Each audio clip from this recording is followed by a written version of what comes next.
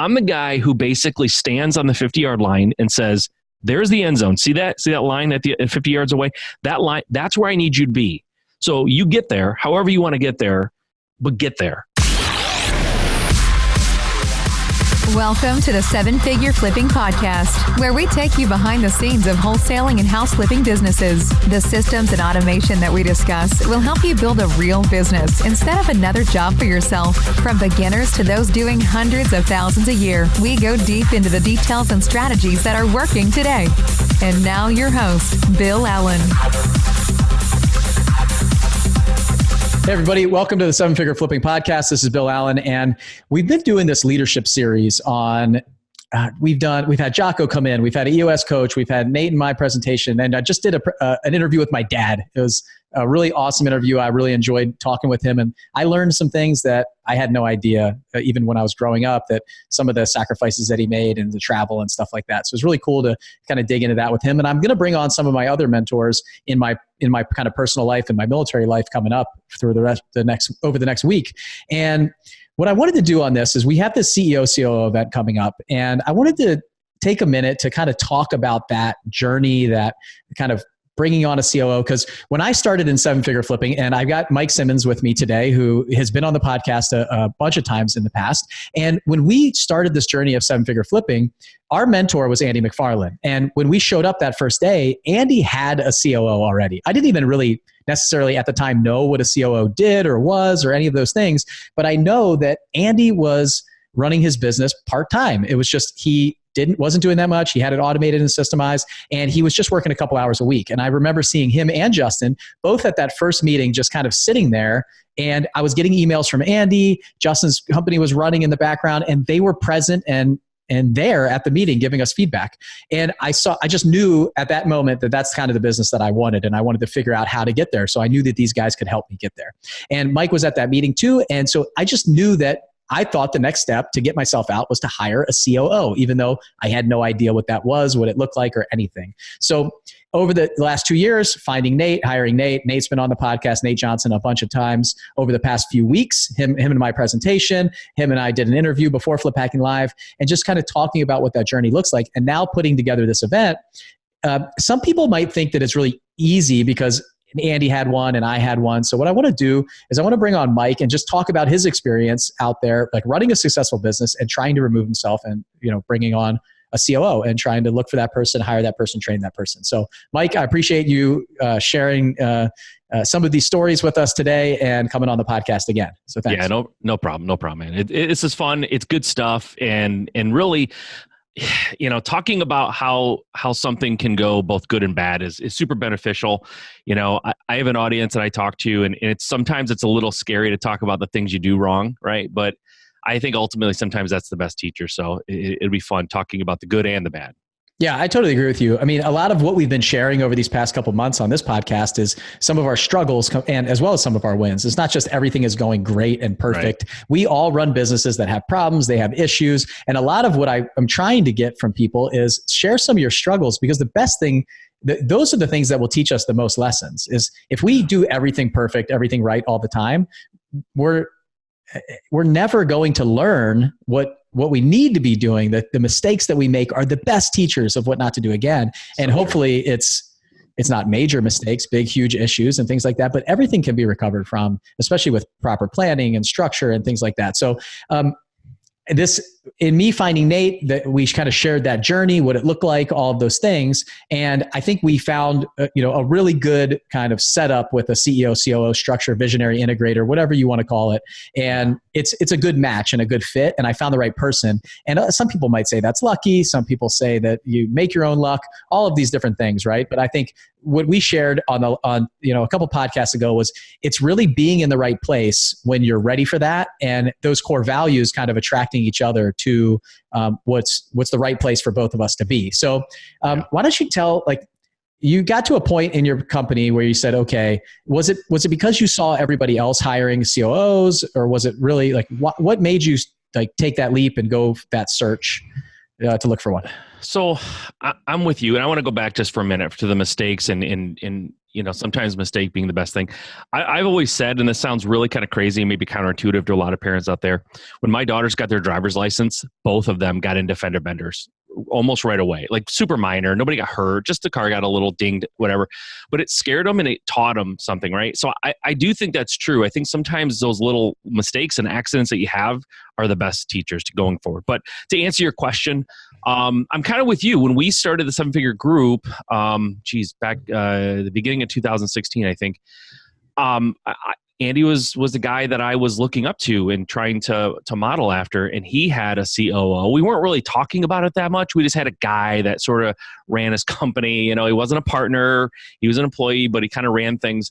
And I think that was always kind of the goal, is to get the business to the point where you have employees that are kind of self-sufficient, and you bring someone in kind of over top of that, and they kind of oversee everything, so you can truly step out and be absent for maybe days at a time or even weeks at a time if necessary. And you're going to give up obviously some of your profit and all that, but I didn't care about all that. I like the idea of the freedom.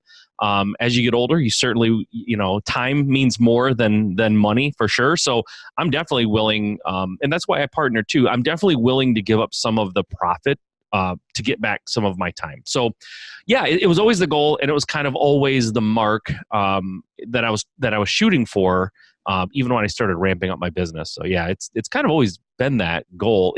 Time freedom. It wasn't necessarily the COO, but that was the path, and I think that is the path, frankly, for a lot of people. That's the way you should go about it.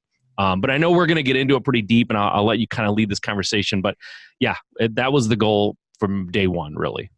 Yeah. And I think there's people that have a different design of business. So and the other thing is, if you're listening to this and I think you're newer and you're like, these guys are talking about CEO, COO relationships, I'm not ready for this. This could be your first person that you bring on, like first employee. Yeah. It could be that first, thinking about getting into a partnership. A lot of this stuff, it kind of goes hand in hand. So if you're newer, I wouldn't recommend, jumping off this podcast, and just see what kind of information that you could pluck from this learning experiences and everything that we're talking about that worked and didn't work for us as we were hiring people. This is just a high level hire. And when you're by yourself in a one-man show, this solopreneur, that first hire kind of is a high level hire in my mind. It's that first person that I brought on and I started giving them responsibility inside the company.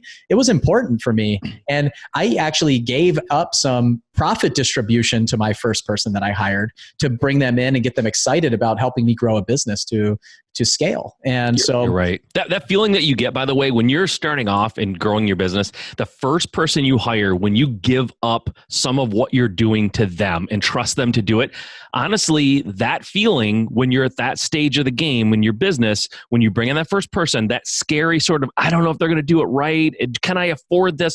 Like all of those things are the exact same feelings you have when you scale up and bring in like a C-level guy or a girl. That's the exact same kind of sensation. It's like, it's a lot of money, and it's a lot of responsibility that I'm letting them take over, and they're kind of steering the ship. And you have the same anxieties you have, regardless of what size your company is. First hire, and then that C-level, it's the same feeling, man.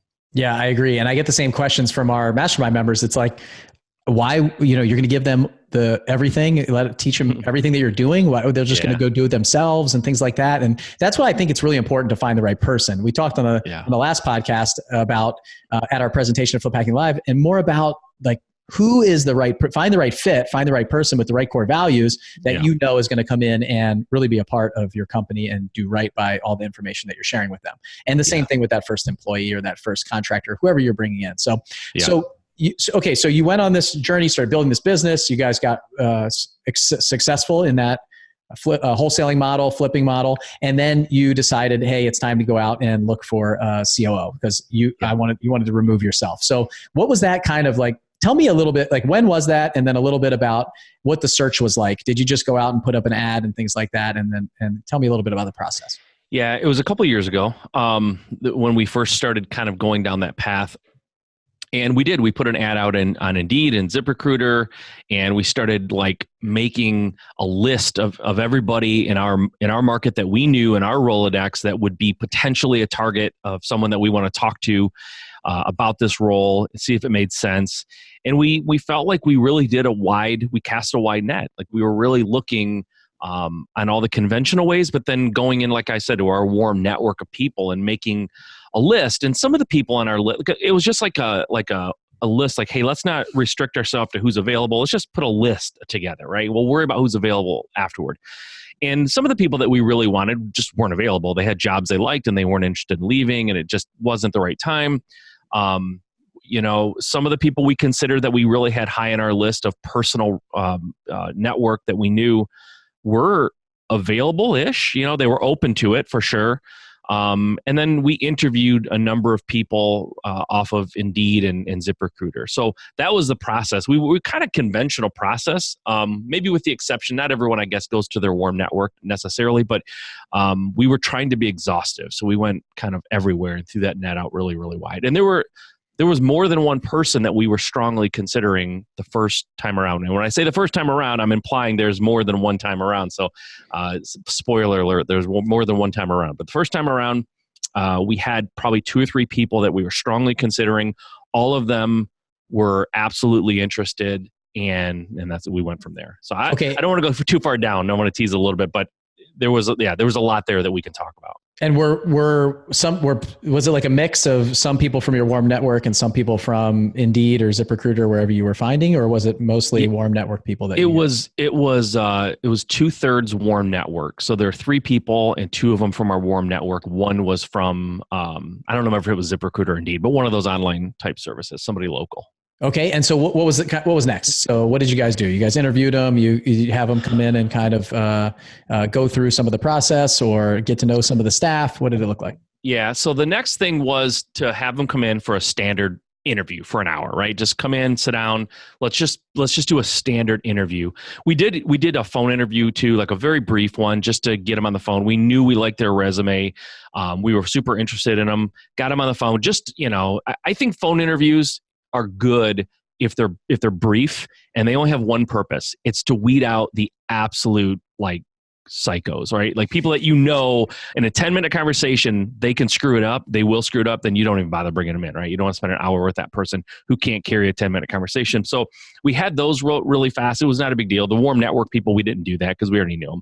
The one from the Indeed service, I think it was, we interviewed her on the phone and brought her in, and she was good. It's back then though, we really were not we weren't super experienced hiring people. So we didn't we used the DISC assessment, right? We did that, but we weren't really that sophisticated with our interview process. So we just had some questions. I think we downloaded them from the internet. It wasn't all that specific to us, just to bring that person in and kind of see how they were. Now, the people in our warm network, though, we actually went out to dinner with them. We went out to dinner and sat down because one of them, I knew the guy. I knew his wife. I had known him for years.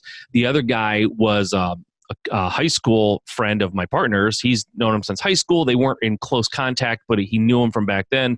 So we got together and did that. And then we each met with them individually at a coffee shop kind of a setting.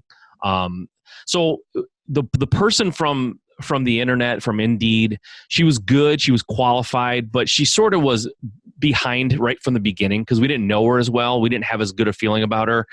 Nothing jumped out at us remarkable about her other than just the fact that she made it to that point. So she was sort of quickly scrubbed during that process. And we were down to somebody that I knew pretty well or very well, and someone my partner had known since he was a kid, kind of off and on throughout the years. And actually that guy, he was in a warm network, but it sounds like it was somebody that my partner was hanging out with, but actually we were following the traction model, and we are following traction model. And he found through a networking event, he ran into this guy and he said, "Hey, I'm working for another company as an integrator. We're following the traction model." So I was like, "Hey, cool." So my partner went out there and just sat in on one of their level 10 meetings to kind of understand how they do it and to see this guy in action a little bit. And he liked it. He was excited about him. So that's what kind of brought him into our mix. It was indirect. He didn't really respond to an ad. It was a networking event. He was following the same business model, the same structure that we were trying to follow. So he went out there and actually saw him in action in the company he was working for, but he just wasn't super happy in that company because he was an integrator, but he was given no responsibilities, no power to make decisions. So it was kind of a neutered sort of a position, but he was trying to implement traction. So that was how he came into our mix. And the guy that I knew is somebody that I had known for years, very, very high level in the IT business. He's a project manager, very analytical. He brought to the table some complementary skills to me and my partner, skills that we don't possess at a really high level. So he brought those things to the table, and it looked like it could be a very good fit. So we were kind of down to those two early on. It didn't take long to get down to those two. Okay, so which one did you go with? We ultimately went with the friend of my partner's. He was a younger guy, super enthusiastic to come work for us. The guy that I knew was older. He was nearing retirement.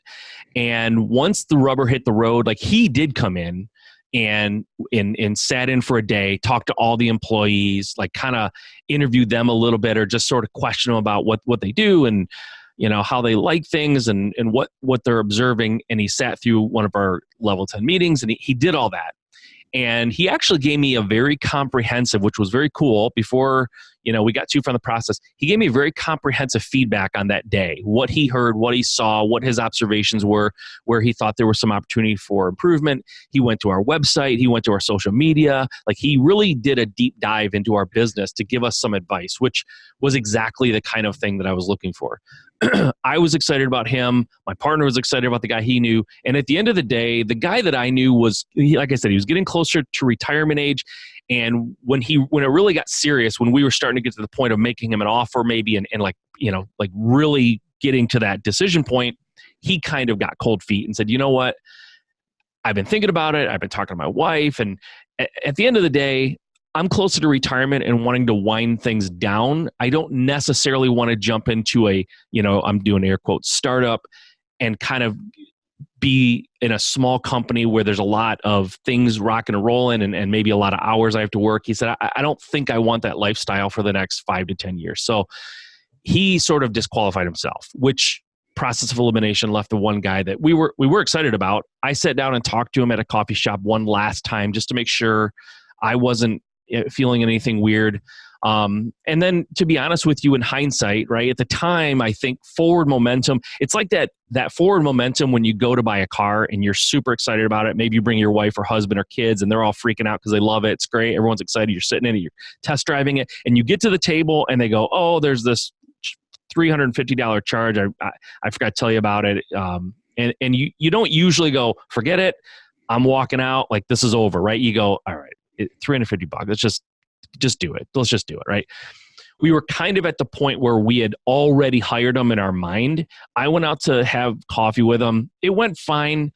But the one thing that I noticed when we were having coffee that I kind of brought back to my partner and said, this was a little weird. I don't know if it's a deal breaker, but I'm just saying it made me feel weird, was when I asked him a question like, how would you handle this scenario? Or here's something that goes on in our company sometimes. What do you think your approach would be to this?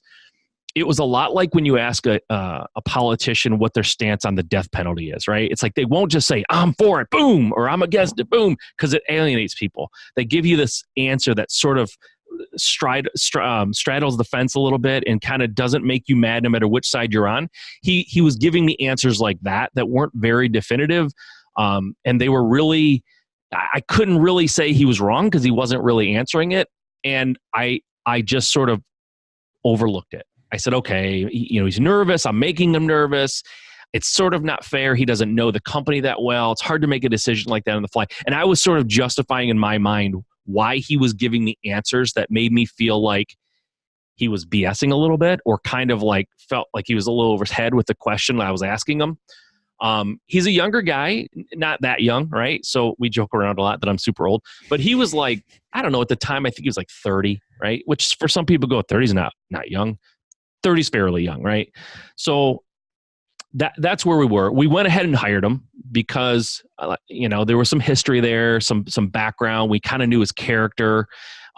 He was an integrator for traction, which was perfect for us because that's exactly, so it shortcut the process of bringing someone in and teaching them that traction model or having them read the books and then they don't really get it. Like he could hit the ground running and he could implement and integrate immediately. So that probably clouded my vision more than it should have. Okay, so there's a couple things I want to point out. So you've down to these two folks, right? You kind of weeded out the woman from Indeed or ZipRecruiter, Yep. and then you've got these two warm network people. You got an older guy who's getting ready for retirement. You got a younger guy who's probably like driven, ready to come out of the gate swinging. He's not so happy in the company that he's with right now. He's ready to go, and he's already running the model that you guys ran, sat in on an L10 meeting, seemed to have gone well. There's a lot of really good things there. You got an older guy. The one thing that kind of stuck out to me is you talked about the guy that you knew, the little bit older gentleman who's ready to retire. And you said that he's got a couple of the aspects and qualities that you guys don't have. Do you feel like this younger guy who was running Traction also had that, or was more like you guys? He said he had it, and I didn't know him well enough to say he did or didn't. Now, at the time, like I said, we were using the DISC profile, or the DISC assessment, I should say. And I don't remember what his scores were offhand, but he wasn't a super high D, which should have been a little bit of a flag for me too. D is like the driver, right? He wasn't a big driver, but he was a high I, so he was very social and that kind of thing.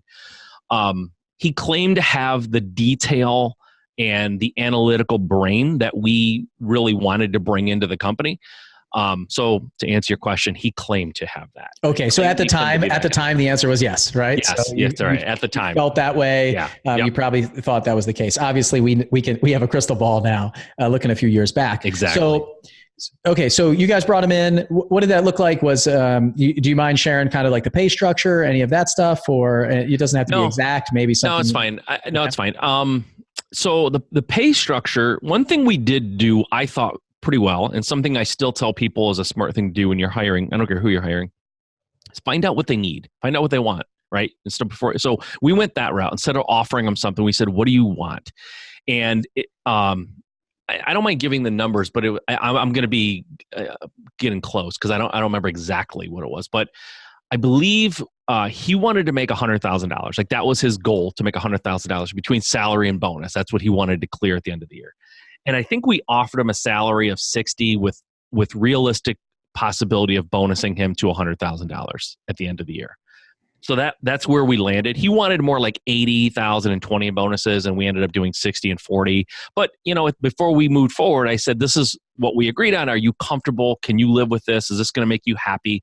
And yes. Good. Okay. And so the bonus was like something like a percentage of the net each month. Yeah. Exactly. Yep. Percentage of the net. And then I think there was some sort of a little bonus for like profitability and stuff. So it was all tied into whether or not we're making money and being profitable.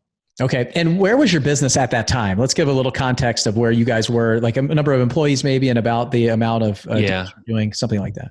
At the time, I think we had like 7 or 8 employees, and we were doing, 10 to 13, 14 deals a month, something like that. So that's where we were pretty much. And just doing, I don't know, $1 million and 1.1 or 1.2 million, something like that. In gross profit for those of you guys listening. So it's probably somewhere, depending on your margin on each deal, you're probably doing somewhere in the range of like $10 million in real estate transactions. Like if you're something like that, maybe 50. Yeah. So, okay, cool. So you bring this guy in, and then what's the kind of the first thing, like, I can already tell you're sitting there in the new car, right? You're in the new car, you're sitting down, you're going, there's something here, maybe like a little bit, there's that thing that you're like, I'm not sure. Did you feel that from the beginning, or did it take a while for you to start wondering if this was the right fit, or even from the get-go where you like, I'm not sure about this? Well, okay. So this is all kind of hindsight, right? At the time, if you would have asked me, I would have said, no, I'm good. I mean, we just hired him. Day one, I didn't have a bad feeling necessarily, but I don't think the feeling I got from our little coffee shop discussion completely left my brain. I think it was lingering back there a little bit, but I'll paint a little picture for you too. So I am like on the DISC assessment, right? Like high D, high I, kind of adjusted. I'm not necessarily outgoing, but I can be that way in the right circumstances. So that's how I am. My partner's the same way. This guy, before he worked for us and before he lived in Michigan, he lived in Michigan, grew up in Michigan. He moved away to Hawaii and basically was like worked at a company, but he was like on the beach and surfer. Like he had that vibe to him, kind of like surfer dude vibe, long hair, like, which is cool, whatever, right? It's fine. But I'm just painting a picture of a guy who had a very laid back, relaxed sort of a vibe to him. So when he came in, super personable, young guy, very likable guy. He immediately started doing some of the traction strategies and exercises, like what is it that you do that you're good at, that you like? What is it you do that you're good at but you don't like? Kind of some of those assessments, right? So he could figure out if everybody was kind of doing the right thing. As I remember, I never finished mine, which is not surprising if you know me. But what I do also remember was there was no push from him. Like there was no like, hey, I need this. You brought me in to do something. I need this from you. It was like, I didn't do it. He asked me about it. I still didn't do it. And then it just sort of died on the vine, which is a kind of a bad sign right off the bat, right? The other thing was we asked him to sit in on every department. Like I can't remember the time frame, but I think he said like for a week, spend time with the people answering phones. And then like for a week, spend time with our dispo guy. And for a week, spend time with our transaction person. And he never completed that task either. Like there was always a reason why he couldn't. And so now let's just say we're 2 to 3 weeks into this, right? And we're kind of wait and see kind of a thing. About 6 weeks in, he's not really getting anything done. And by this time, 5 or 6 weeks in, he's kind of taken to putting himself in the conference room, closing the door, putting in earbuds, and like just tapping away on a laptop with the screen where I can't see it, right? Which is fine. I don't have trust issues. Like I'm like, whatever, man. He likes to listen to music while he works, whatever. But the door closed, kind of like a weird, like very isolated and alienated from everybody else, right? So fast forward a little bit further, we're kind of watching this, and now the employees are starting to come to us and say, what's this guy do here? Like, what's he doing? He never talks to me. And the door is always closed, and he never seems to want to engage with me. And we're like, well, we want him to sit down and kind of spend a week and learn your part of the business. And they're like, yeah, that's cool, but he hasn't done it. And so we would mention to him, hey, and by the way, I'm in and out of the office. I'm not sitting there monitoring him all day long. I'm in and out of the office, so I don't necessarily see if he's doing it. I'm saying, hey, you need to do this. He's like, totally got you, man. I'm going to do it.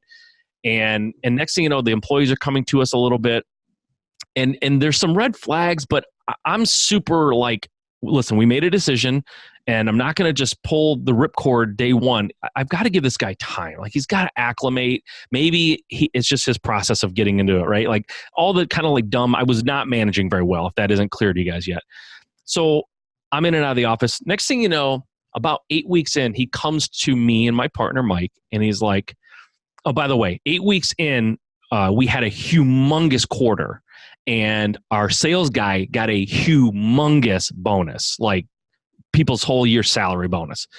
And because our COO, this new COO, was into our book, he saw our numbers, like he had access to our financials. Did he have a financial background also? He did have a financial background. Yeah, that was his degree, actually, was in finance. Yeah. That's why we gave him access to that stuff and whatever. So he saw the bonus, right? Coincidentally, within 36 hours, he's in my office talking to me and my partner and saying, his words were, I'm paraphrasing, but pretty close, I can't work for what you guys are paying me. I can't work under this cost structure. And we said, hey, this is the cost structure we agreed to like 2 months ago that you were fine with. What's going on? He said, listen, if I'm going to be paid this much, I literally can't concentrate. Like I can't concentrate. I can't even get any work done because I'm not happy about it.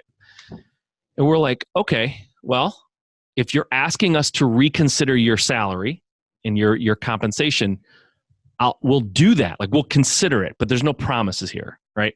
So my partner and I got together and we're like, what do you want to do? And he's like, I don't know. Like we just started paying this guy. He hasn't done anything yet. Like he's literally the guy who comes in on a rookie contract on, let's just say a football team, right? Rookie contract. He goes through the first week of two-a-days, mini camps, and he wants to renegotiate his contract. He literally hadn't played in a game yet.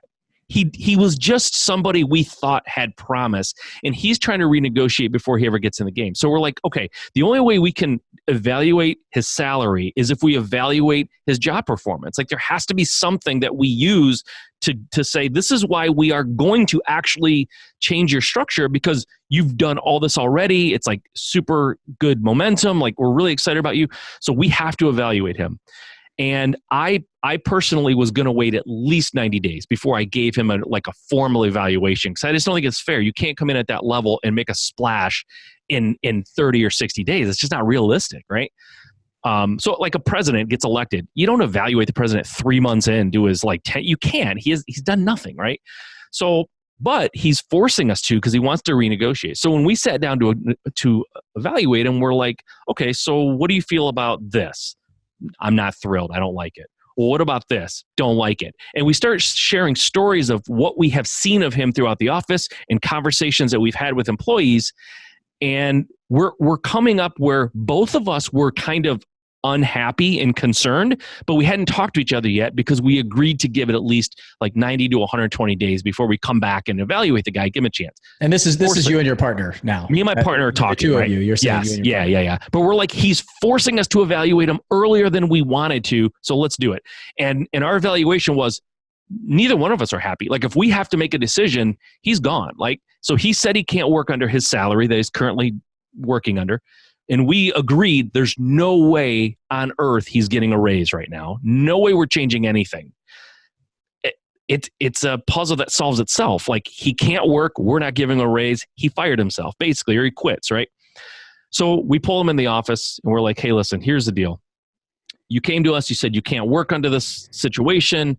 We've evaluated you. We've really taken time to consider all the options and angles and how we could look at this. And at the end of the day, we're not going to change your structure. It's just not happening. There's no way we're changing it. So because you said you literally can't focus and work under this structure, I guess we all agree that this relationship is over, because you can't work and we're not changing it. It's a rock and a hard place. And he said, whoa, hold on a minute. Hold on now. I can work under this structure. And we're like, wait a minute. You said you couldn't, and you basically threw down an ultimatum and said, you change it or I can't work like this.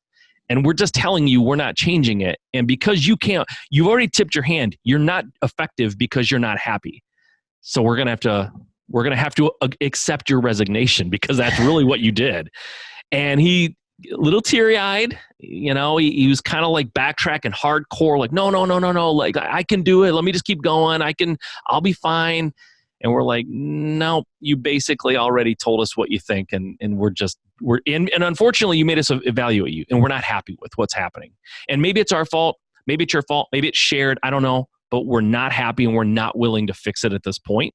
And we're not willing to pay you more and all this. So that was the end of him. He lasted, I think it took us a couple weeks to kind of evaluate and talk to some employees and just kind of get a sense of things. So within less than 90 days, he was gone. So at that time, he was, if I remember right, Nate was up and running in my company. He was starting to get kind of rolling a little bit, and he was working with some of the other COOs in the mastermind group. So we had a couple. We probably had just 2 or 3. I think we had 3 COOs that were meeting on a somewhat regular basis, and he was involved in that, right? Yeah, he was. Yep. Did you ever reach out to Nate or ask him what he thought about him? Did you guys ever take any feedback from there, or was it too early in mine and Nate's relationship? I think it was too early in your guys's, and it was really, he hadn't met with him more than once or twice, I think. And plus, I didn't reach out because once we compared, my partner and I compared notes, and once I wasn't even allowing myself to contemplate too much how I felt about him. I just didn't think it was fair. And I know that I can be very impatient, right? So I have to sometimes throttle myself back. And I know that when I feel myself getting impatient and I intellectually know I'm being unreasonable, I have to sometimes regulate myself. Okay. So I purposely didn't allow myself to contemplate too deeply how happy I was, because he was so new. But once we did, it was so obvious that he just wasn't the right guy. He, fool us once kind of a thing. So I didn't go to Nate, because even if Nate said, no, I think he's really great, I think it was too far gone. Yeah. You know, he said, I can't work under these circumstances. Circumstances aren't going to change. He can't work.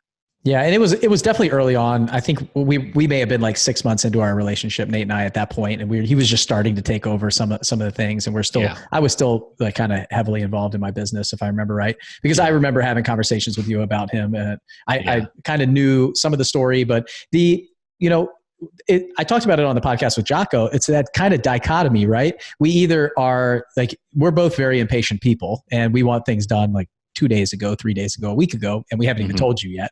And so what we see is we can either be really relaxed with them, or we can be really like right in there in the Cheerios with them, right? So like it's somewhere in the middle. Finding that balance is hard for people like us that are really impatient. So we usually, what I find is if I don't think about it or plan for it or structure it, I either err one side or the other of this. Yeah. And it's it can be really unfortunate for people like us when we err to the side of really being lackadaisical and not checking up and seeing what they're doing. Because I think for a COO that's going to come in is definitely one of the most critical hires that you're going to make.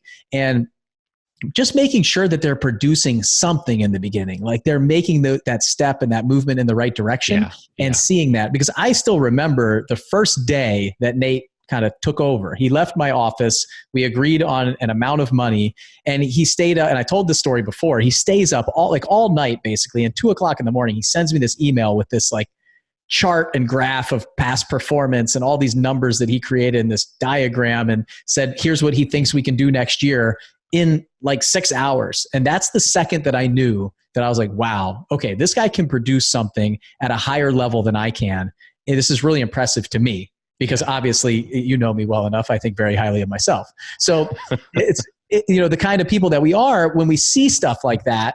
That was a joke, by the way, if you're listening.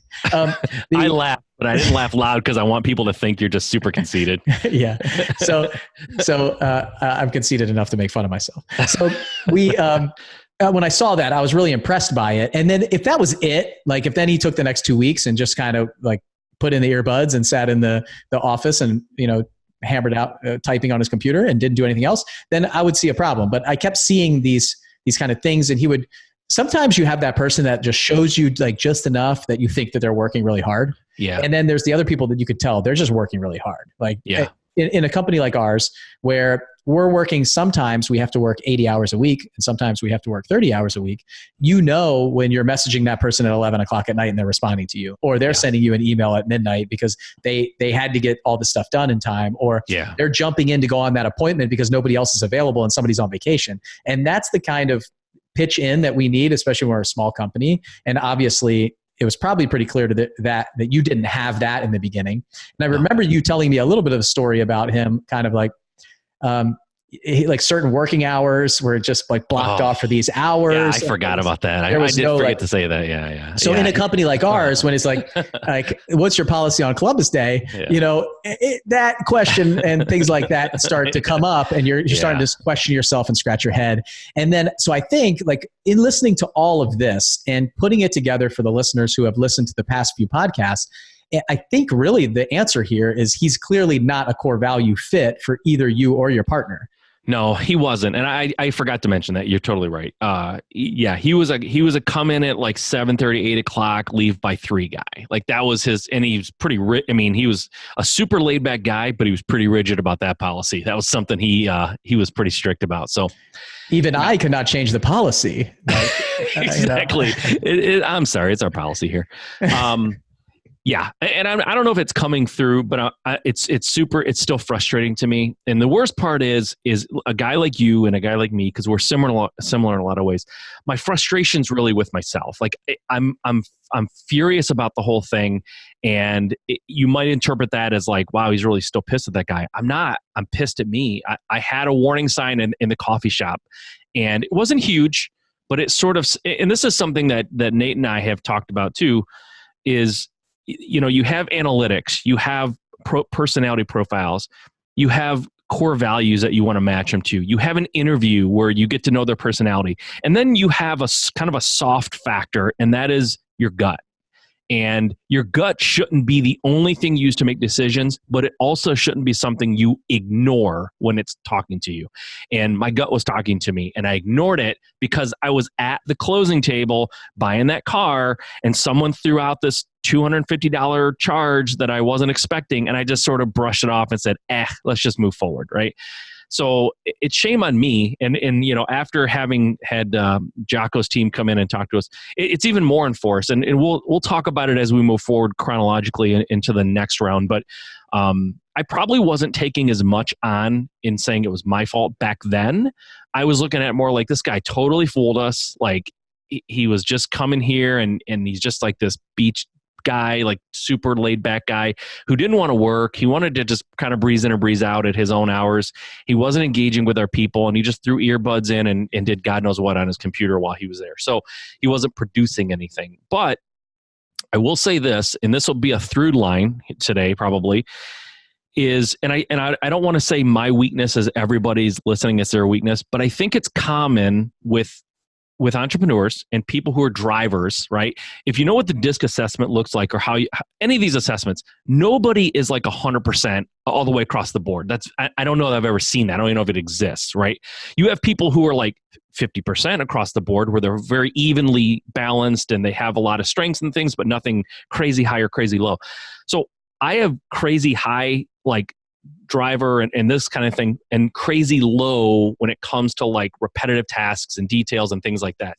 So I will say I am not the best like manager when it comes to bringing someone in and giving them a set of like a playbook and details and really being thorough with them. I'm the guy who basically stands on the 50-yard line and says, there's the end zone. See that line at 50 yards away? That line, that's where I need you to be. So you get there, however you want to get there, but get there, right?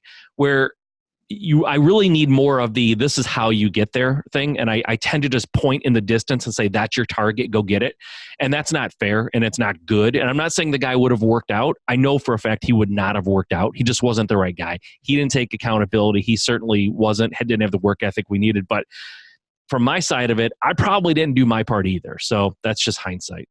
Well, I think it's really good, obviously, now looking back, that we take ownership for our things. And that's been the common theme in what we've been talking about in this leadership cycle and Flip Hacking Live and everything else that we've done, is really just thinking, what could I have done better? So what were some of those lessons that you learned from this that took you to the next one? Because obviously you guys didn't just say, well, screw it. We don't know what we're doing. We're not going to hire a COO. We're just going to keep doing it ourselves. You went out to look for somebody else, right?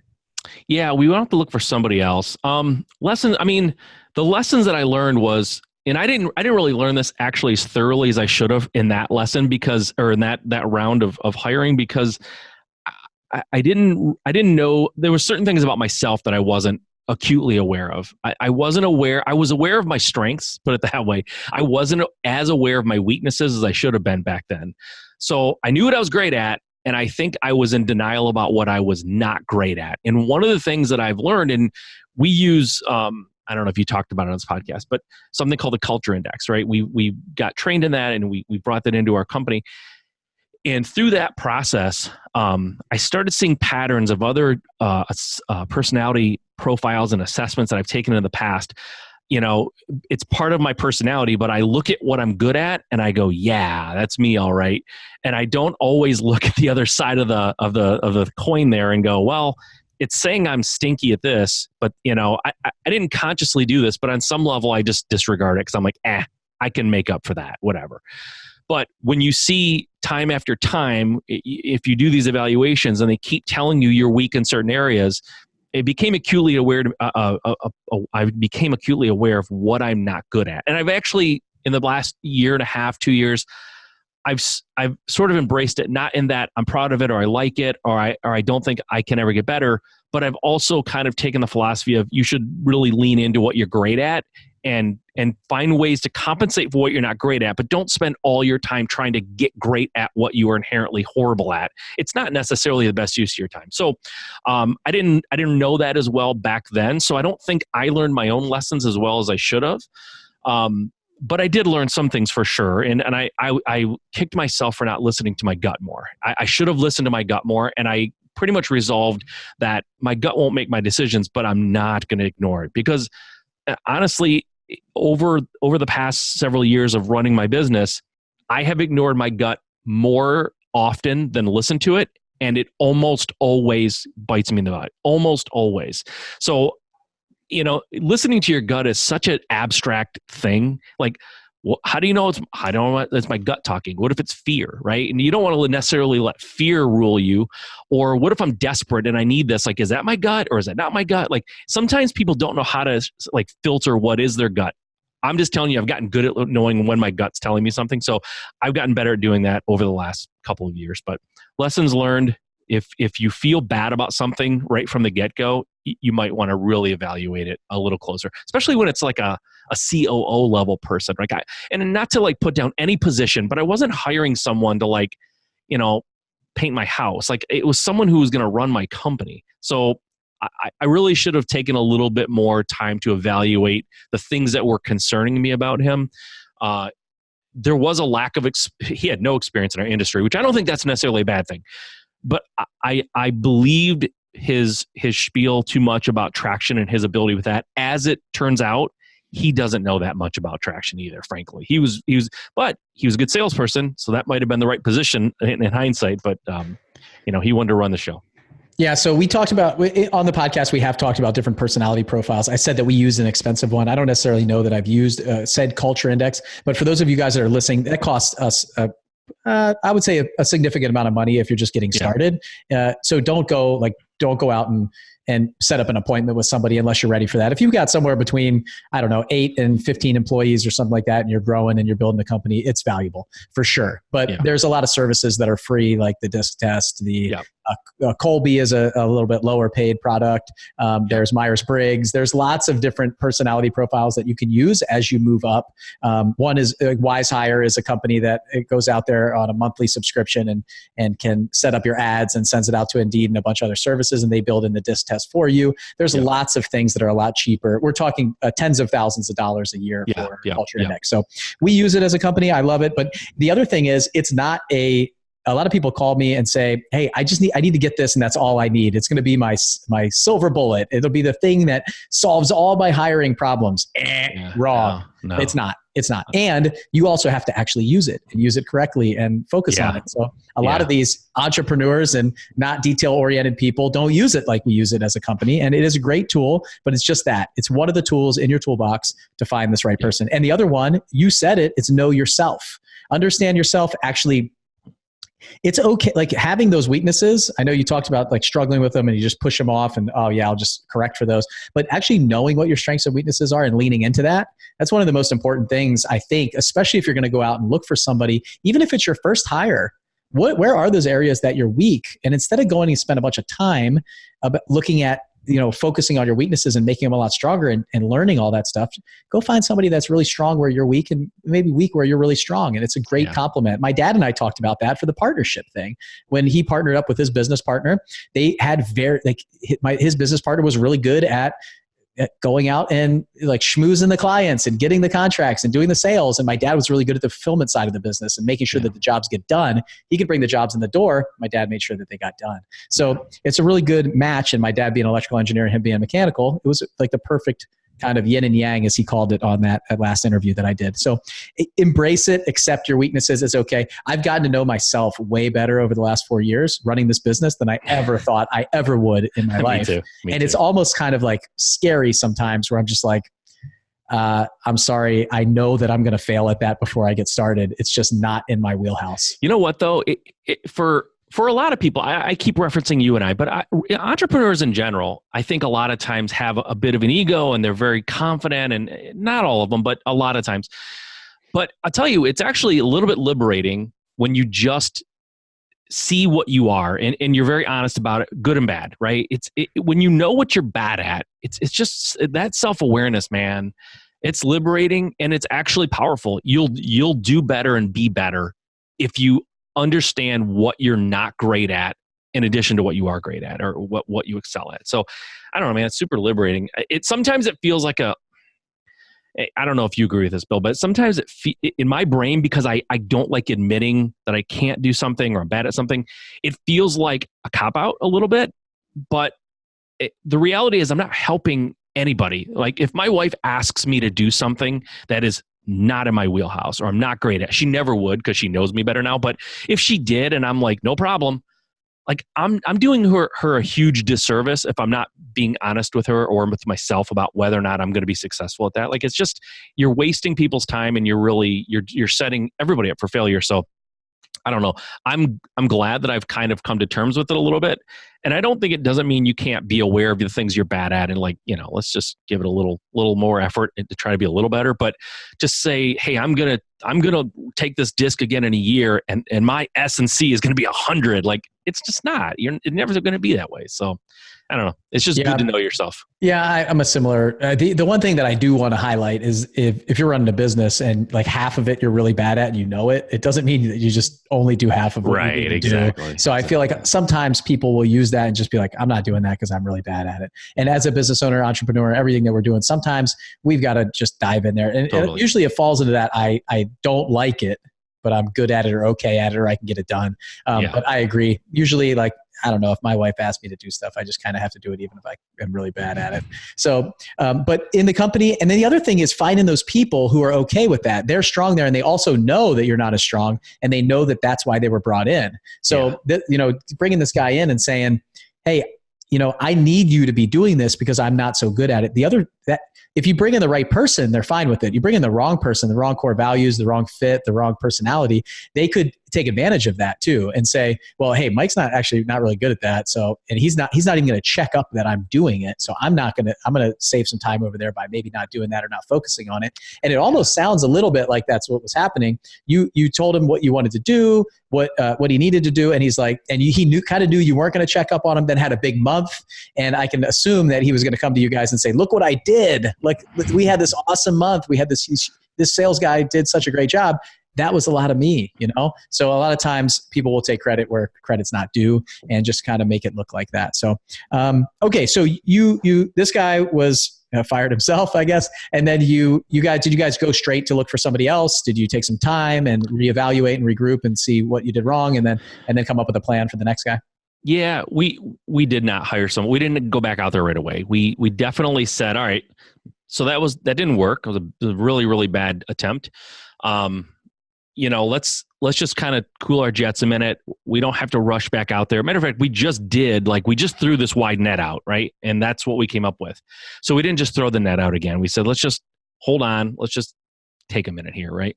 So we really didn't go back out and start looking for about a year. So there was a year between the time that he quit, is what I'm saying, and the time that we hired the next person.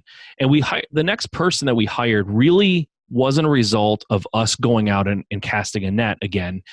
The guy, when we did the first round and we made a hot list, right? People that we knew in our market, in our network, our warm network of people, a guy that was on the top of both of our lists, not like number one, like this is the unicorn. This is the person we want. Wasn't available, wasn't leaving, too highly paid, just basically entrenched in the company he worked for. So he wasn't even on the table the first time around. Second time around, we weren't necessarily looking, but we found out through common acquaintances that his company had downsized or right-sized or whatever, and he had been let go. High-paid guy, been there a long time, they let him go, right? Which I don't think is necessarily a red flag. I still don't, even after everything that's gone on. I think it was just part of just corporate life. He was a little bit older guy, made a lot of money. Just they were cutting expenses. So we found out he was available, and we just shot him a message and said, "Hey, if we were to want to talk to you about this, would you even be interested in entertaining it?" And he wrote us back, and he's like, "Absolutely, I would love to talk to you about that."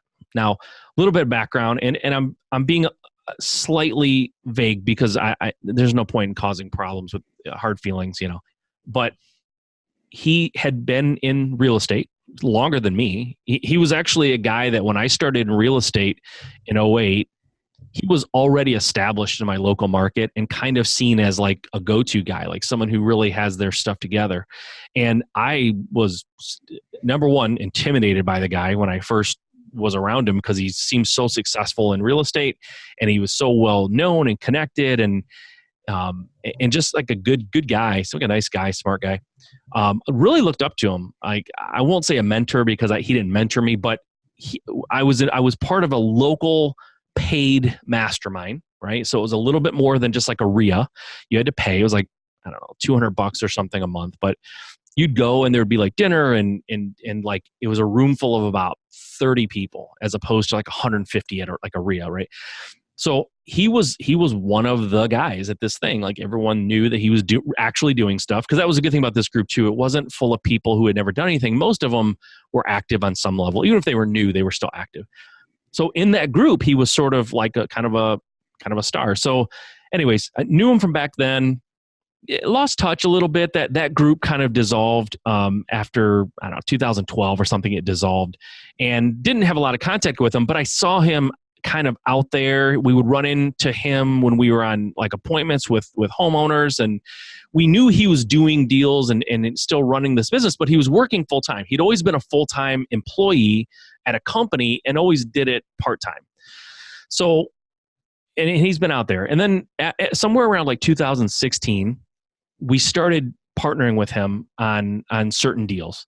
He would find deals, and because he worked all day, we could go out and work them and go to the appointments and get the contracts, and we would kind of deal split. So we had this business relationship with him for about 2.5, 3 years. And then we found out he was, not working at the same company, had been let go. Reached out to him and he's like, absolutely, I'd like to talk. So that's a little bit of the background. Knew him, knew his character. I had spent many of evenings talking to him and getting to know him. And then we were business partners, sort of like in terms of his business would partner with my business. We'd collaborate on deals and we were making good money doing that. Good guy, smart guy. So we talked to him. The interview process wasn't that long because we had kind of had this guy circled, on the whiteboard for a couple of years. And I knew more about him than I was ever going to learn through an interview process anyway. We did have him take a personality profile. That came back better than we could have hoped. Like he was, according to the profile, he was exactly the guy we want. He ticked all the boxes, has a finance background, he did project management. He was a high-level, C-level kind of a guy, not necessarily C-level, but very high-level guy at a large local company. That's a key thing. That's something we'll do a callback later, but he worked for a large company and he managed a lot of people. And he was interested, and we kind of stretched a little bit on his salary. I don't want to get too deep into that, but it was way more than the first guy, put it that way. Way more. Okay. Not even close. But we had a way to do it where it was a little bit performance based. There was some bonus structure in there, right? But for the first 90 days, because he said, and I acknowledged, you literally are not going to make an impact that's going to hit the bottom line the first 90 days. It's not impossible. If you come in day one and change everything for the better, it still will take 90 days to hit the bottom line, most likely. So because of that, he negotiated a higher base salary for the first 90 days, which honestly, in hindsight, I don't even know that I regret, because I think it was fair and logical. He had a certain salary that he was hitting when he was working in corporate, and I get it. He could go back into corporate. I get that too. So we agreed to a higher base, and then that transitioned after 90 days into a little bit lower base with a much higher bonus structure and possibility down the road. So, and by the way, we were doing other business with his separate company still, right? So he was still driving leads for us separately from his employment with us. That didn't stop. And that was part of the agreement too. He didn't want to have to stop that because that was a source of income for him. That made the whole transition easier too. So bring him in. So let's recap. The guy has worked in corporate, highly paid, highly thought of guy in his company for all intents and purposes. He had been in real estate longer than me. He had been, I know he's not full of crap because he's driving leads and business into our company, and we're making a lot of money based off of what he's bringing in. So I know he has the knowledge. he had been even a real estate coach for a number of years in a certain segment of the kind of leads he was driving. He was coaching people how to drive those kind of leads in other markets, right? So it doesn't necessarily mean he knows what he's talking about. There's a lot of people full of crap out there, but I knew him personally. I knew he was I know he has a depth of knowledge that most people wouldn't have coming in. So we brought him in. He knows the business. He knows our business because he'd been dealing with us for a couple of years. He had been inside of our CRM on a limited basis for just so he could see his deals. So he knew our personnel. He knew our process. He knew our people, pretty much everybody he had dealt with in our company. So you look at this on paper and you go, well, this will be like, we'll hit the ground running. There will be zero ramp up time here because what am I going to tell him that he hasn't already seen? There's some nuances, certainly our some of the details about how we run our business and just some of the logistics inside the company. He'd have to learn that, but it's pretty straightforward for a guy with his experience. All right. I've been talking for a while. Do you have questions? I see you writing things down. If you don't, I'll keep going, but I didn't know if you want to jump in at any point. No, I think it's interesting here. So you've got somebody who seems to tick all the boxes, right? And I have some limited experience with him, and you guys were kind of quiet on this hire. It wasn't like the one before where you were like, "Hey, we found the guy. This is going to be awesome. We got the COO." And the first guy, when you hired the first guy, it was a time, and I'll probably come back to this, but it's a time where a lot of people inside of our mastermind group, high-level mastermind group that we had at Seven Figure Flipping, were hiring COOs. It was like this push of, okay, we've all hit multiple seven figures in profit. It's time to go out and figure out how to do this. And so it was a time where it was like me, you, it was probably 6 or 7 of us who were putting COOs in place at that time and trying to do all this kind of together. So, and it's almost like our original race to $1 million. It was like it was like a COO challenge, like who could get removed from their business first is how I felt. And I don't know if it was right but that's just what it seemed to be the conversation at the time where people wanted help with that. And there were all the 8 to 10 companies that were trying to do it at the same time. So, okay. So you brought this guy in, he's a little bit older, coming from corporate America. He's been in real estate longer than you. He's doing all this stuff. So, okay, like what happened? You haven't even teased us with the fact that he's not with you anymore. But what was it? And it sounds like a good guy. He's a guy who knows what he's doing. He's been successful in corporate America. Like my biggest question is, why wasn't he successful in like a small company in the real estate world like you guys were running? And maybe on top of that, what did you expect to get that you didn't necessarily get? Because sometimes it's like you said, you got the systems, you got the process, you got all this stuff set up. He already knows your business. He's in there. Yeah. What do you expect him to do? So, man, there's a lot to talk about here. So, well, the expectation was, right, kind of what we talked about at the beginning of this discussion, right? What's the ultimate goal here? What were we driving for from the moment we met Andy and kind of learned what his business was about and how he was running it? Is someone to come in and take over the day-to-day so that I could pull myself out and either pursue other things that I'm interested in, or maybe take this business to the next level by, introducing new things that maybe we weren't into at the time, right? Like, I don't even know, but maybe new construction or whatever, like syndications, like apartments, like who knows? Maybe there was some other step that we could take, but it's hard when you're like feet on the ground and you're actually digging the holes yourself. Like you can't run the company. So the idea was to truly get out of the day-to-day and have someone who's more than qualified to take all of that over and take it to the next level. Because like I said, his background was in finance too, from like Ivy League finance, like Ivy League graduate, and decades of experience in running teams and processes and hiring and firing. Like really my expectation was this guy's going to come in and I am going to feel like I'm going to feel super inadequate because he's going to blow my doors off, because I knew that the guy made me feel inadequate 8 years earlier when I knew him in more of just like he's a real estate investor. I'm a real estate investor. He's been doing it longer than me. I was super impressed by the guy. Well, fast forward, almost a decade, like I can't even imagine what he knows that I don't know at this point. And I just thought he was going to blow my doors off. So he gets into the company. Now, I will say this right off the bat. I'm not going to tease this, and I don't really want wait till the end and dive into it deeply.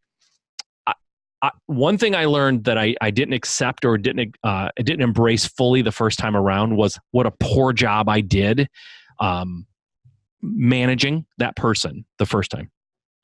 I didn't do a much better job the second time, but my rationale at the time was this guy probably knows more than I do, number one. Once he learns our internal specific processes, which aren't that robust, but once he learns the internal processes, he's going to start performing magic in front of my eyes, and I'm going to be amazed at what this guy can do.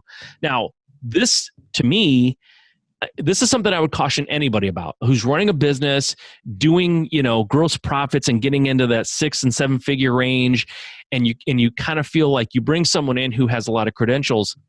Don't assume because someone has had success somewhere else that they're going to come in and you are just going to be like a child dealing with a grown adult. Like, don't discount how much you know. It's very easy and common for people who are good at something to sort of go, I'm not that great at it, right? Like we see it all the time. People think when they people come into like the mastermind, 7-figure flipping, for example, because this just happened. This is why I'm bringing it up. And there was a guy who came in and he's like, I don't have anything to share with the group. Like, I don't have any special skills. I'm not doing anything interesting to anybody. Well, here's what the guy does. He does 80 deals a year without any marketing at all. Like, none. 0 marketing dollars, 80 deals a year, right? So sometimes we don't give ourselves credit for what we know. So when this guy came in, going back to my situation now, when this guy came in, I thought, he's just going to make me look silly, right? He's going to run circles around me. So we brought him in, kind of told him what we wanted and explained where we were, where we wanted to go, what our expectation was for him.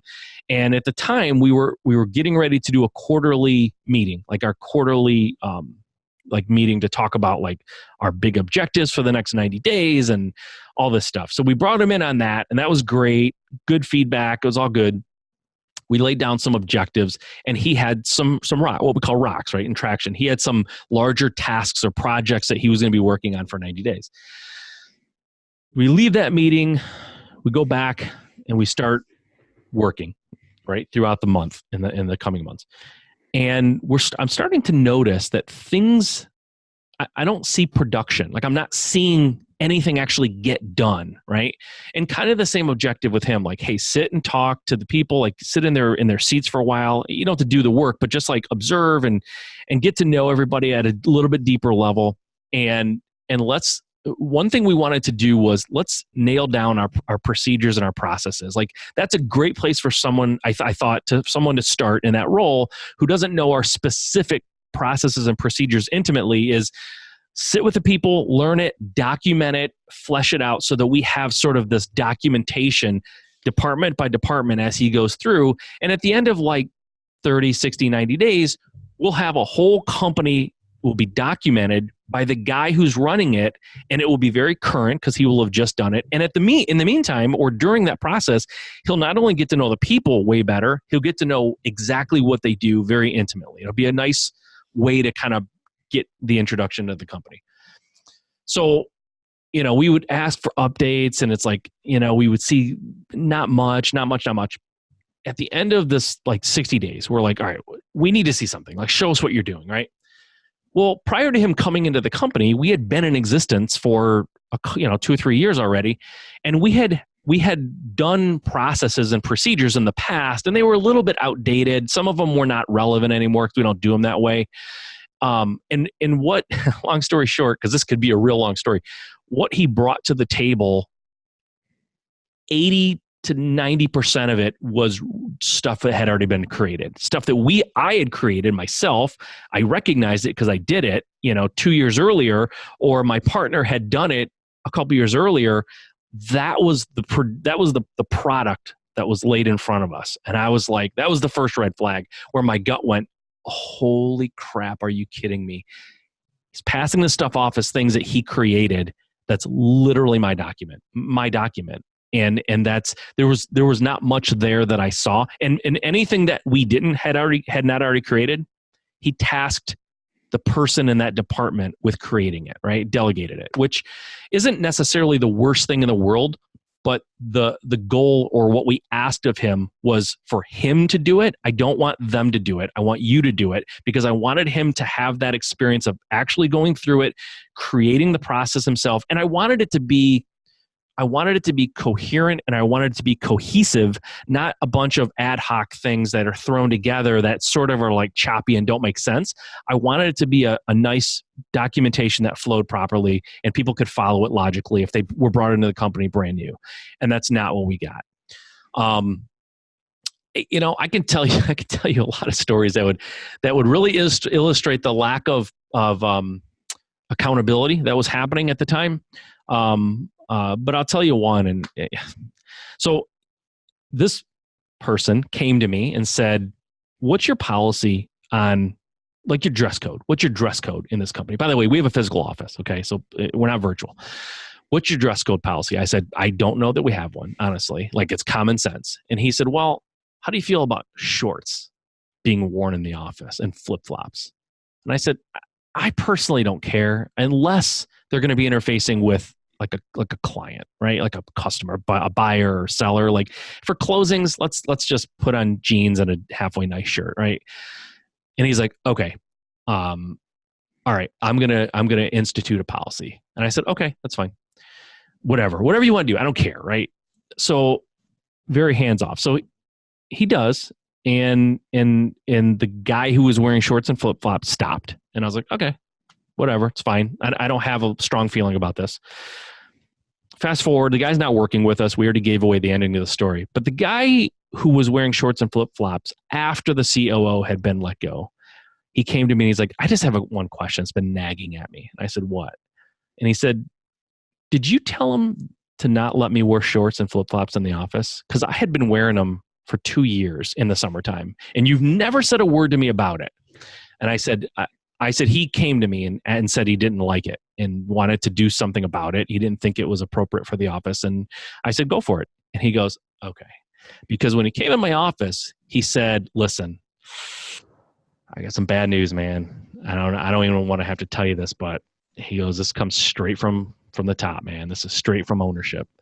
And he's like, what? He goes, you can't wear shorts and flip-flops in the office. And the guy goes, oh, wow, really? Well, I've been wearing them for a couple of years. What happened? He goes, I don't know, man. I don't know. They were pissed. They came to me and they were pissed. So I'm just relaying the message to you, man. I'm the messenger. Don't kill me. And he's like, okay, no problem. I'll stop wearing shorts. It's not a big deal. I just seemed strange. And he goes, I don't know, man. Don't ask me. I don't know. And I'm like, oh, man. Okay, well, that just showed me, what was going on there.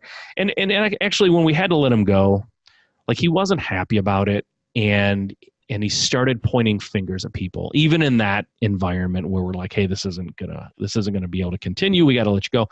Like, he just started throwing people under the bus and like just submarining people like crazy. I was like, gosh. And I go back and I look at it now critically with hindsight.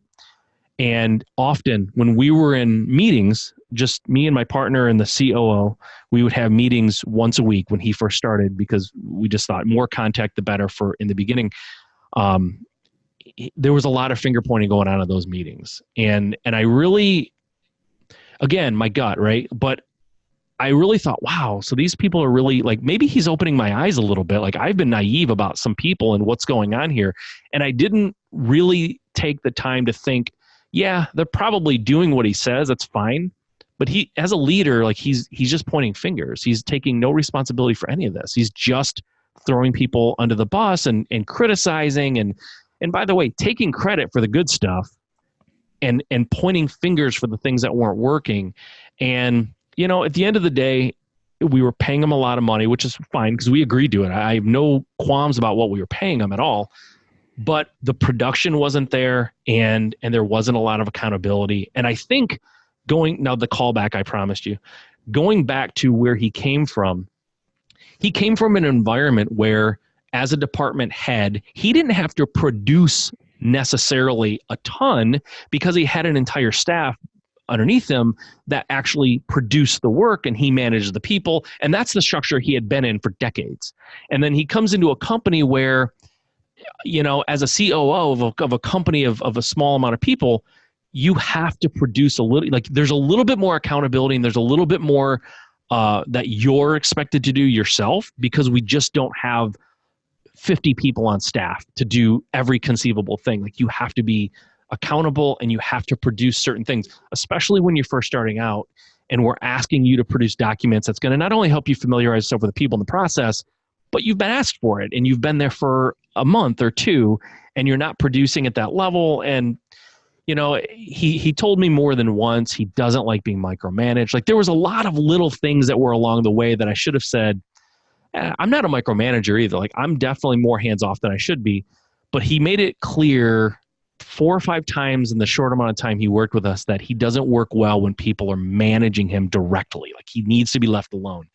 And I did that. And, you know, at the end of the day, there was nothing that was, it was a total lack of production, total lack of accountability. And I think he's a little bit of a victim of corporate mindset that he let kind of in the door of our company, and it just doesn't work that way. So, yeah, I know, you know, like Nate, right? You went home 6 hours later, he produced a document that blew your mind. We never got such a document in our company, like nothing like that, from a guy with a finance background and leading teams. And he's used to producing, you know, reports and documentation to show the health of the company. Like, none of that. Yeah, it sounds, you know, a lot of times it's listening to this, a little bit of that corporate mindset. It's like they just need small changes in those businesses. A lot of times, really big companies and stuff like that, you can show your value with a couple small changes and you can kind of get lost a little bit if you need to and things like that. And like you said, in a small company, the radar is on you. You know, like everybody's looking right at you, and everything comes as an output of the impact of just a couple people. Like in my company, every department is so small. You know, it's a couple people, 2-3 people max. Maybe the sales department is 6 people, but you know, you're getting highlighted on a regular basis. Yeah. When somebody's not pulling their weight, it's obvious in a big way. So, and the magnifying glass is always on you. So some people like, I want somebody in my company who thrives off of that, who's going to step up to that and who's going to take on that challenge. Not somebody who goes, get that thing away from me. Like I need to be over here with my earbuds in on the computer. So I think that comes, like, it's a very, very clear that ownership core value of mine where nobody's pointing the finger at anybody else. Take responsibility. And a lot of that, somebody asked me the other day, like, how do you even check for that? How do you ask somebody? Well, my best recommendation to them was, in the interview process, ask them a question. Don't say, hey, do you take ownership for things when things don't go well? Do you take ownership for it, or do you blame other people? Don't ask them that. Who's going to say no? I blame everybody else. Exactly. Ask them if it's a salesperson, ask them the last deal that fell through. Tell them a story about a deal that you thought you were going to get and you didn't. What happened?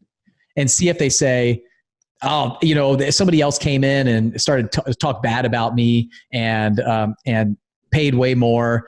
Or they'll say something like, well, hey, I didn't get this deal because of this, and this. And from that, I learned that I should do this, that, and the other next time. I didn't pay enough. I could have paid a little bit more. I came in too light. Somebody else beat me out. They beat me fair and square. And the next time I made sure that I did my research, I did my pre-work, all this stuff. I just wasn't prepared. And they either take ownership or they blame other people and other things. And it's anything. As a COO, you know, tell me the last person that you had that was working for you that didn't work out. What happened? Yeah. Oh, yeah. Hey, though they weren't doing this, that, and that's a good one because that's very, very much you're going to hear from a lot of people what that employee did wrong. And I told you, if you remember, and you laughed at me at the time, back in May, I said, if this person doesn't work out, because that was when we first hired him, if he doesn't work out, it's my fault. Yep. It's my fault, right? And I meant it, but I knew I was going to get a reaction, but I meant it. Like, it's going to be my fault because that's how good on paper the guy was.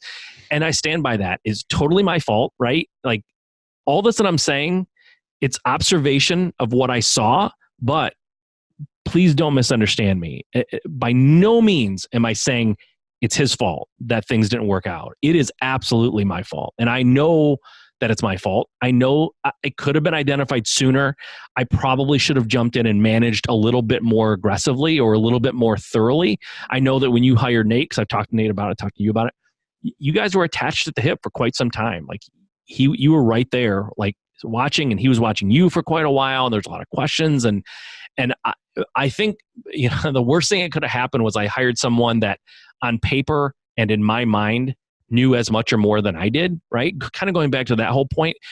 Once he got in there and I was talking to him on a daily basis, because I was there, I was in the office, I was there on a daily basis. I wasn't monitoring him as closely as I should because I was trying to give him the work environment that he asked for and said that he thrives in. And it's not an excuse. I did it and I probably shouldn't have. But as I talked to him and got into his head a little bit and situations would come up my company and I would kind of see like, what are you thinking here? What do you want to do? And this is no knock on him either. We have different paths and he's never done it full time. But I realized I know more. He didn't impress me as much as I thought he would with how much he was going to know about this industry and how to problem solve and all the things that go on in the company. Like I was underwhelmed that way a little bit. And that was surprising to me. And I probably could have identified the problems that we were having, and my solutions or my corrective measures probably would have drove him out of the company sooner because he did not want to be managed, what he would call micromanaging, but what I called just manage, like literally just following up on things. Like it irritated him. I could tell when I would ask him about like, hey, did you end up doing that? Or what'd you do here? So it would have drove him out sooner, which was fine because that's probably was the result that would have ended up happening. It just took 3 or 4 months instead of a couple of months. But even 3 or 4 months sounds insanely fast. But to be honest with you, that feels slow to me because the minute I started getting into what was going on and taking a little more ownership, it dissolved fast.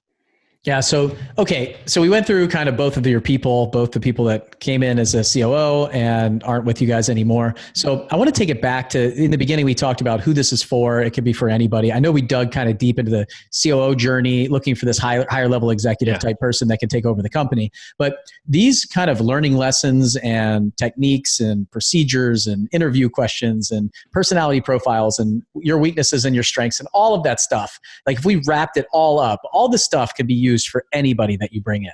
Like the lessons learned, the takeaways here that you guys got, wherever in any walk of your real estate journey, in your professional journey where you are right now, you can take something from this and say, you know what, I did that too. Like take some of these lessons learned and think about your next hire and what you're going to do and what that looks like and how you're going to do it. We didn't necessarily kind of solve all your problems on this podcast and figure out who the next person you're going to hire is going to be.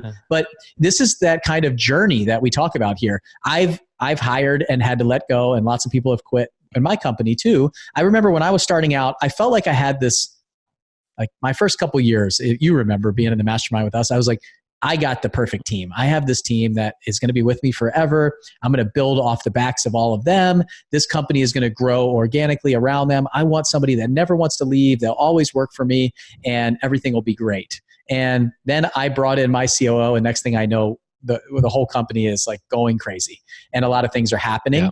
And it's all part of our journey of where we are and where we want to go, and the growth and the development of us personally and our company, getting to know ourselves better, which you did and I have done over the past few years, getting to know our people better. So the people analyzer in the EOS system is phenomenal. You put your core values down, get it, want it, have the capacity for it. And if one of your core values was extreme ownership and you were analyzing some of these people, you probably would have very obviously said all they're doing is pointing the finger at somebody else and not themselves, and taking responsibility for it, even sometimes when it's not their responsibility to take. I want people in my company who say no, just like Jocko said on stage.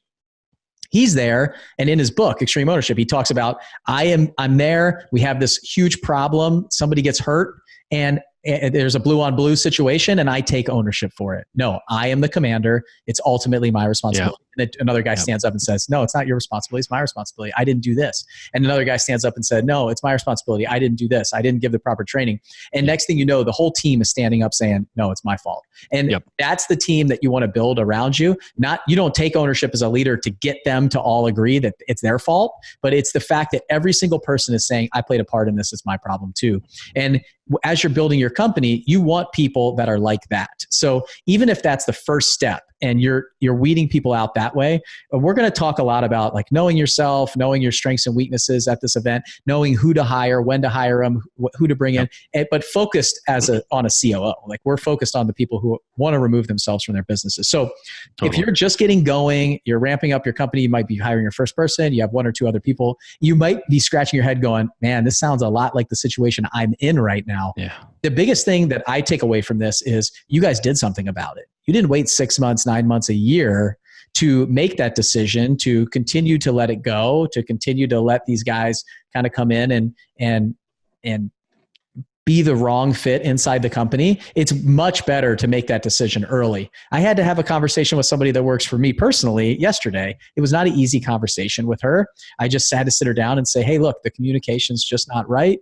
Some of the reliability is just not there. So what can I do? Like, what do you need from us from the community? Am I communicating to you in the right channel? Am I giving you what you need? What found out is, and it's somebody who manages our day-to-day here as a family, and she just needs more notice. She needs the whole week up front. And we're very like change plans, make schedule changes last minute. Hey, can you help? And when you can't, we're disappointed. Like all of these things. So from that conversation, she understood that I wasn't necessarily incredibly happy and where we wanted to be. She does a great job with the kids and the family and everything like that. And for me, I got some feedback saying, hey, we need to do better too. So from that, I got the communication of what she needs from me. She got the communication of what I need from her. So now we can say, okay, we had that conversation. It's been 2 months. Take it the next month, see how it goes, meet back up again. So if you take nothing from this, make sure people are a value fit for you.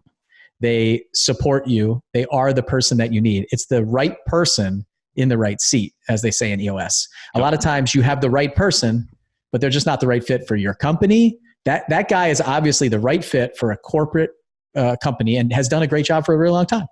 Yeah. And there's people that will come into an organization like ours who you think are perfect on paper that are just not. And you got to have that dichotomy, right? You can't just leave them alone. And so sometimes they might feel like they're micromanaged. Look, if you tell me no micromanage me, fine. I won't micromanage you if you do what you need to do. Like if Mike Simmons and Bill Allen are micromanaging you, we have a serious problem. Exactly. Like if I have to micromanage you and you feel like you're being micromanaged by me, then that's just telling me that you're not doing what you need to be doing inside the company. Yeah. If you don't hear from me for a year, you're doing a great job. Yeah. And I know that I have to be somewhere in the middle.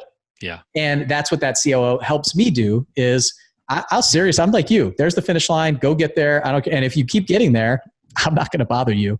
Yeah. I'm going to be going to do the other things that I want to be doing. So getting to all that stuff, large company, managing a lot of people, all of these lessons learned. I know we didn't solve your problem, but are you coming to Nashville? I'm coming to Nashville, man. Okay. I'm coming to Nashville. Listen, I want to say too, like the COO thing, all the stuff that went right and wrong, whatever, well, not a lot went right, but all the stuff that happened, it's just ramped up because the stakes are higher, because the salaries and things like that are higher. But all the stuff that I learned and all the stuff that went wrong, it's hiring. And at that level though, there's just a little bit more emphasis because the salaries are higher, the stakes are a little higher, the responsibilities are higher. So everything's ramped up, but it's not like, oh, I've been hiring people for years successfully and I have a great process and I do a good, and all of a sudden the COO is just throwing out the window. Like if you can hire a great COO, the great thing is you go to this event in Nashville, right? You learn a lot. It's going to work. It's going to trickle down. The things that you learn and the things we're going to talk about is going to apply to all your hiring. It's going to apply to working and dealing with all of your people. It's not like COO is like carve it out. It's so different that you can't even explain. No, it's just going to help you with your business. So yeah, you'll hire the right COO, hopefully bring them in and manage them right and read expectations and all that. But guess what? Going forward, your other hires are going to benefit from what you're learning at that level too. So you're exactly right. It's not necessarily going to be a hiring convention, right? Right.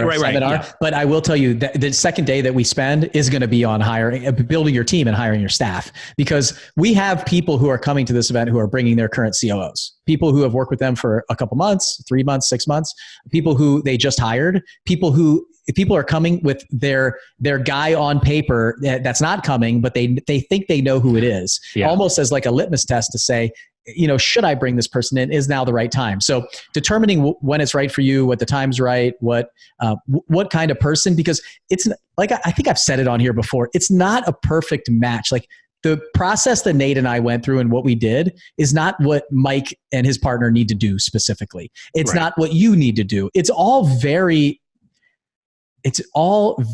dependent on who the visionary is in that company, who the owner is, and what your goal is. You might only want to work 20 hours a week and not 2.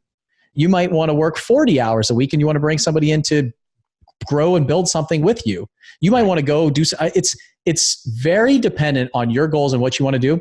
So this event is going to be more of us figuring out who you are, spending some time with you guys, making sure that everybody gets what they need from it in whatever situation they're in. We're all going to be timed very similar, whether we have just hired somebody, we've had a COO working for us for a while, or we're at that point where we're ready to hire one. Because I'm looking through applications of people who are applying that it's just not the right time for them to come to this. Yeah. And it's not something to go to just to go to. And I'm not going to let you go if you're not ready, because we would be doing you a disservice and we're doing us a disservice. I want the right people in there who are kind of in that like 3 to 6 months of around the same time of what they need and what they're getting. And, looking back at that time where we were all kind of at this race to hire these COOs, there's not a lot that have kind of like made it through that time period. Mm-mm. So that's why we wanted to do this, because the cost of doing this is so high. I mean, you might say that, Mike, you might look back and say, okay, well, the first guy was like 2 months at, $60,000 plus some bonuses. That's only like $5,000 or $10,000. And then the next one was a little higher paid for like 3 months. And that was like only another 15, but it's all your time that you spent, all the lost opportunity costs that you had for the company that potentially was getting screwed up over that time because the guy wasn't wearing shorts anymore, so he wasn't comfortable, and his performance went down, right?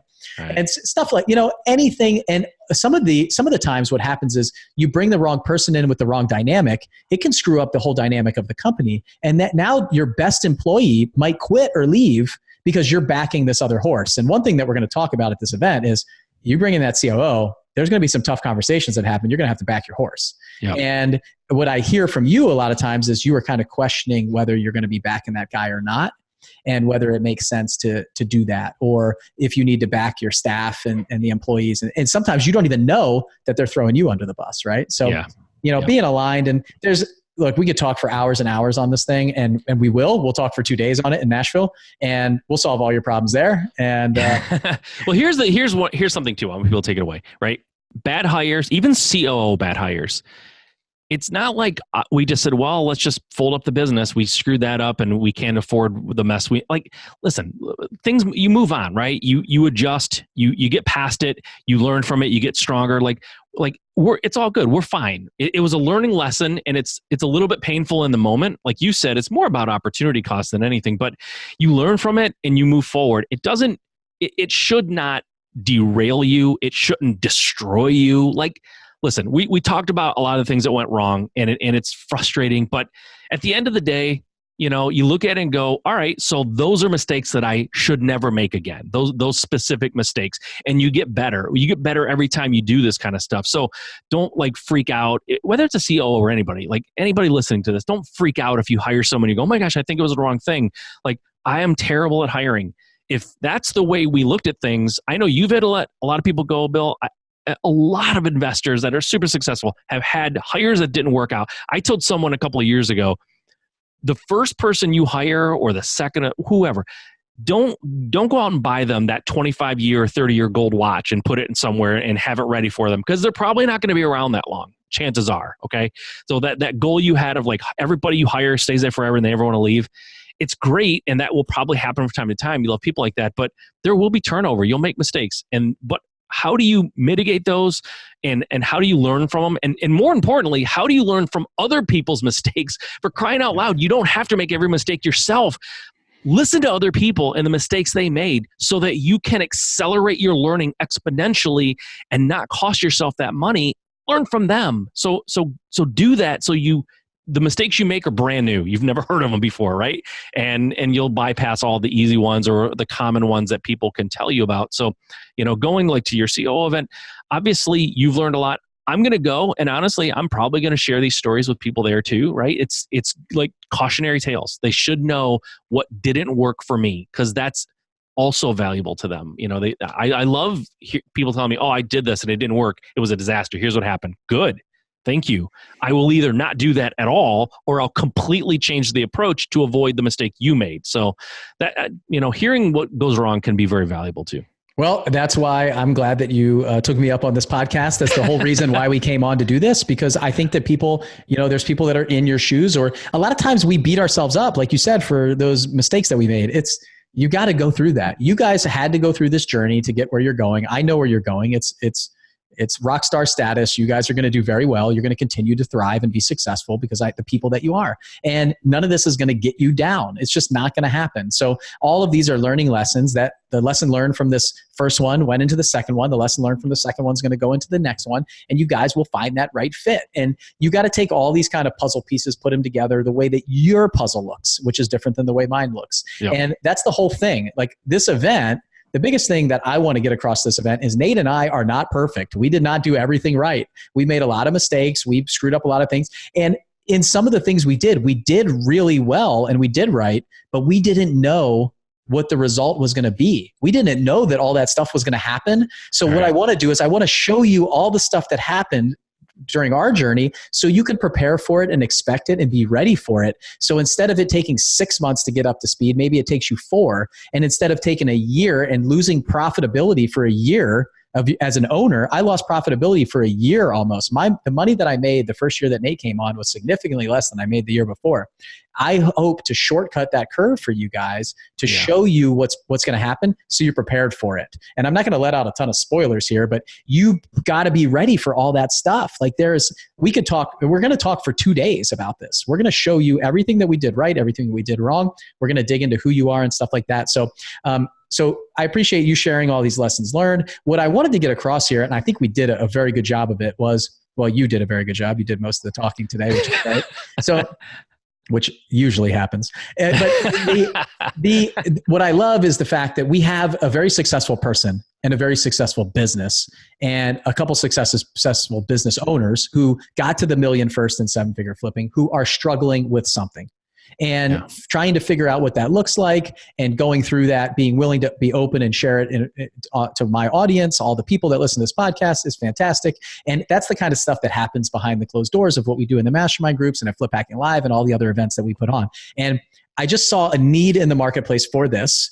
And I thought, after working together for 2 years, seeing how great Nate is, because this is something for him. He wants to do this. He wants to show. He's been running that meeting still with the other COOs. He's been bringing them together. They've been working together. We have some very successful ones inside the group right now, and he wants to start being a mentor to these guys and gals. He wants to start figuring out how he can help the marketplace in the area that he is really, really successful at, and it's all on him. This is him. This is not me, putting this together. This is him saying, hey man, I want to do more. I want to impact this community. I want to impact this world. I want to show people what I've done, because what Nate has done, not what I've done. We just found each other. I put him in, and he ran with all of this, like all the credit of this event and putting all this together, and the success of my business now above and beyond what I could achieve is on him. It's him. It's all him. Yeah, so, the crazy thing is there's a lot of people who are at the level that should be at this event, right? And no one's talking to them about this. Nobody. I know they're not, because I've been in this industry for a long time, and so have you. No one is sharing the information that you guys are going to share, and no one's addressing the issue of hiring at that level, right? Everyone's talking about hiring your first person to answer the phone or some of these things when you're starting out, which is important and you need. But there are people listening to this. There are people out there that are running successful businesses, and they've hired someone like you said, or they're at the point where they really should, because that's just where they are and that's what they want out of this. They need their time back or whatever the case may be, but no one's talking to them. So that's why I'm excited about this event. I'm excited to hear what Nate has to say. I've never seen Nate put together something in this level, and I'm excited at what he's going to have, because I've talked to him about it offline and just individually, and the guy he knows what he's talking about. He's a smart dude, and He's going to share some stuff that I think is going to really open people's eyes and help them quite a bit. So yeah, I'm excited for it, man. By the time this comes out, so tomorrow we're recording this on Tuesday. This will come out on Thursday. We are Nate and I are meeting all day tomorrow on Wednesday. Kind of go through applications, look at who's coming, look at all of this, the structure of the event, and planning those 2 days.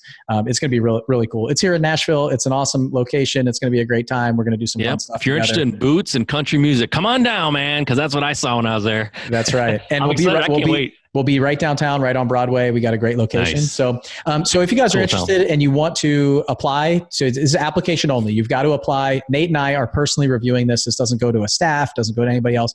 We'll personally review it. If you're kind of on the fence, we'll reach out to you. We're going to tell you it's a good fit or it's not a good fit for you right now. And if it's a no, it's not a no forever. It just could be a no right now. You're not ready right now. If our plan is after this one, down the road, we might do another one. That's kind of the goal. So if it's not right now, that's okay. But if this is for you, or you think it might be for you, and you're kind of on the fence, you're not sure, just fill out an application. And we'll reach out to you and just say you're not ready, or we're full, we're at capacity, something like that. So go to dash2live.com. So dash the number 2 live.com. We'll put it in the show notes too. So DASH2, the number 2 live.com, and fill out an application. Check it out. So you can see I made a video on there. You can see a little bit more about it, some details, stuff like that, and read a little bit about what it is. And fill out an application. It doesn't cost you any money to fill out an application, and we'll go from there and see if it's for you. So nice.